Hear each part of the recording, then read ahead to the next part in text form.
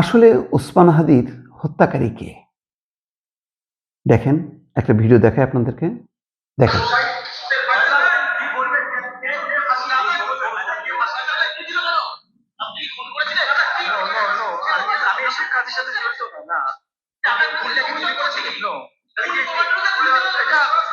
জামাত বিএনপির একটা চাল হতে পারে। এটা তো আমি জানি না, অ্যাকচুয়ালি আমি জানি না।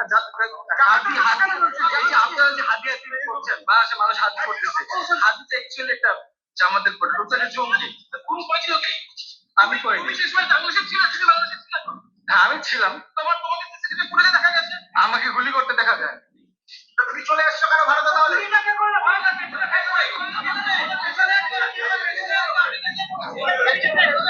দেখেন, এই জন্য আমি প্রথমে প্রশ্ন তুললাম যে আসলে ওসমান হাদির হত্যাকারী কে? তার ফয়সাল, যাকে ভারতে আটক করা হলো, সেখানে দেখেন ভারতের সাংবাদিকরা ঝাঁপায় পড়ছে।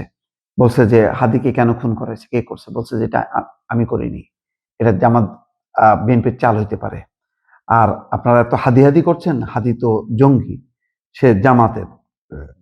এই কথাগুলির মধ্যে এখন হ্যাঁ হইতে পারে ফয়সাল বাঁচার জন্য এই কথাগুলি বলতে পারছে, কিন্তু এখানে কিন্তু তদন্তের ব্যাপার আছে।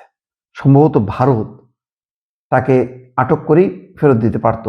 ভারতও বুঝতে চায় যে রিমান্ডে নিয়েছে তাকে, যে আসলে মানে ওসমান হাদির হত্যাকারীকে। এই যে ওসমান হাদিকে ঘিরে খেয়াল করেন, এখানে ভারতের কোনো সংশ্লিষ্টতা নেই, ভারতের কোনো স্বার্থ থাকার কথা না, যেহেতু ওসমান হাদি বাংলাদেশের এবং নাগরিক, এবং তিনি মানে ঢাকা ৮ আসনের একজন প্রার্থী ছিলেন।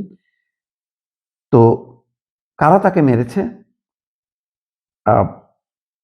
প্রথমত মোটরসাইকেলে যেটা দেখা যাচ্ছে যে ফয়সাল করিম মাসুদ এবং তার সহযোগী আলমগীর হোসেন, তারা মোটরসাইকেল চালাচ্ছিল এবং বলা হচ্ছে ফয়সাল করিম শুটার, সে শুট করেছে।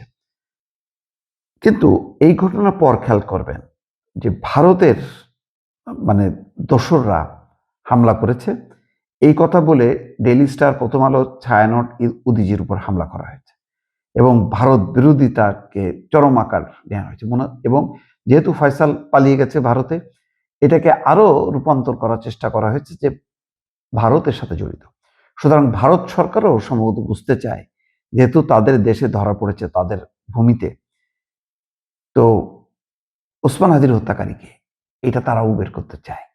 হয়তো সেই বিষয়টা তারা জানার পরই ইতিমধ্যে শামা ওবায়েদ পররাষ্ট্র প্রতিমন্ত্রী বলেছেন এখনো কনসুলার অ্যাক্সেস পাওয়া যায়নি, আলোচনা চলছে, যে কোনো মুহূর্তে পাওয়া যাবে। কিন্তু আমার ধারণা যে এটা ইচ্ছা করে ডিলে করা হচ্ছে, ডিলে করে তারাও বুঝতে চাচ্ছে, যেহেতু বাংলাদেশের কোনো রাজনৈতিক পক্ষ ভারতকে দায়ী করছে, ভারতের কেউ কোনো পক্ষ জড়িত কিনা সেটাও তারা বোঝার চেষ্টা করছে, বাংলাদেশের কারা জড়িত সেটাও বোঝার চেষ্টা করছে। সেই কারণেই কিন্তু তারা রিমান্ডে নিয়েছে এবং এখনো পর্যন্ত বাংলাদেশে প্রত্যার্পণ করেনি। হয়তো এমনও হতে পারে যে ফয়সাল যে কথা বলছে যে আমি হত্যা করিনি, এটা চাল হতে পারে জামাত বিএনপির। বিএনপির নামটাও কেন জুড়লো বুঝতে পারছি না। তারপরে বলছে যে তাকে হাদি করছেন, সে তো জঙ্গি, সে তো জামাতের শিবিরের, এরকম কথা, পরিষ্কার কথা।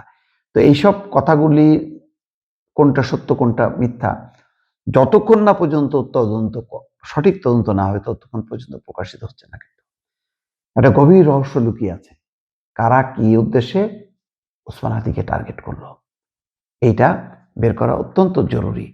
ভারতেরও বাকি স্বার্থ আছে, ভারত কেন প্রত্যর্পণ না করে তারা নিজেদের রিমান্ডে নিয়ে প্রকৃত বিষয়টা বোঝার চেষ্টা করছে বা জানার চেষ্টা করছে, সেটাও একটা গুরুত্বপূর্ণ, এই তদন্তের একটা গুরুত্বপূর্ণ দিক।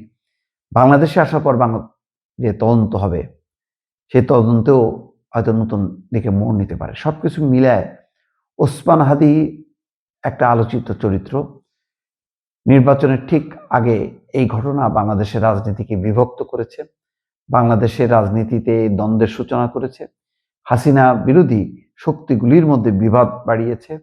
এখানে ভারতের দোসর আর জামাত শিবিরের কর্মকাণ্ড এইভাবে এক ধরনের রাজনৈতিক বিভক্তি আনার ক্ষেত্রে অনেকেরই ভূমিকা রয়েছে।